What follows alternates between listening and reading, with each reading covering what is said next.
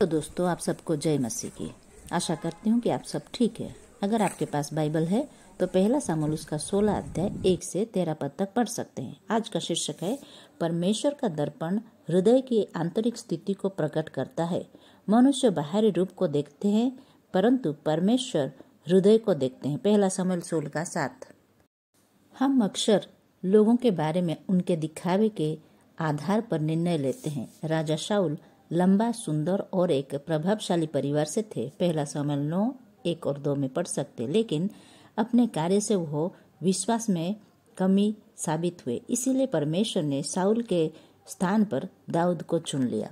दुनिया के दृष्टिकोण के मुताबिक दाऊद राजा बनने के लिए सबसे कम संभावित उम्मीदवार थे। दुनिया अधिकारियों को उनकी शैक्षिक पृष्ठभूमि, पिछले राजनैतिक पदों, कौशल और ऐसे अन्य मानदंडों के आधार पर चुनती है। फिर भी जबकि ये गुण महत्वहीन नहीं है, वे प्रभु के लिए केवल गौण है।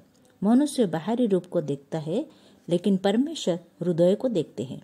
दाऊद एक चरवाहा था, तो उन दिनों एक सम्मानित पेशा नहीं था।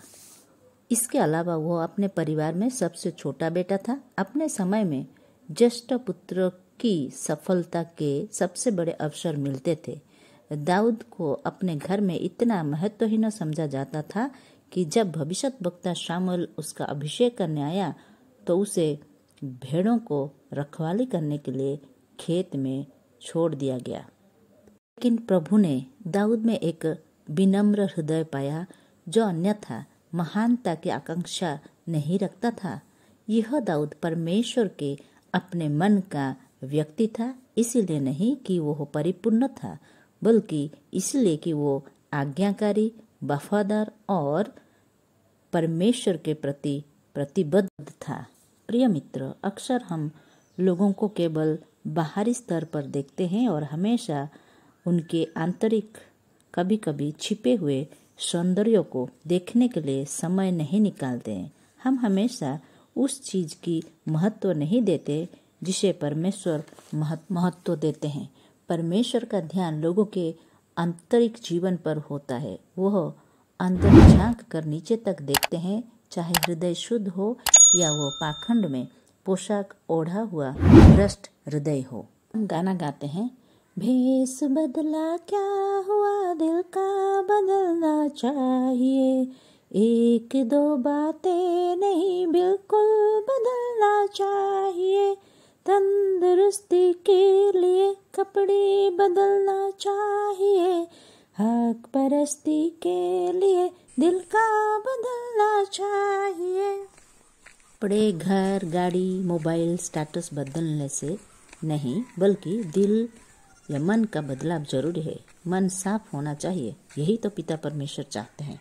तो दोस्तों, आइए हम खुद को जांचें और देखें कि प्रभु हम में क्या देखते हैं। एक ऐसा दिल जो उससे बहुत प्रेम करता है, व्यवस्था विवरण 6:5, या फिर ऐसा दिल जो उसी से भी बुरी तरह दुष्ट है, भ्रष्ट है, यिर्मयाह 17:9। दिल हम लोगों को मूर्ख बना सकता है लेकिन प्रभु को नहीं, जो हमारे हृदय को देखते। प्रार्थना करें। प्रिय प्रभु, आप एक शुद्ध हृदय की तलाश कर रहे हैं जो आपसे बेहद प्रेम करता है और शुद्ध भक्ति के साथ आपकी सेवा करता है। मुझे अपने पूरे मन, शक्ति और हृदय से आपसे प्रेम करने में मदद करे। मेरे हृदय को पाप से शुद्ध करे। मुझे मसीह के समान चरित्र वाला बनने दे।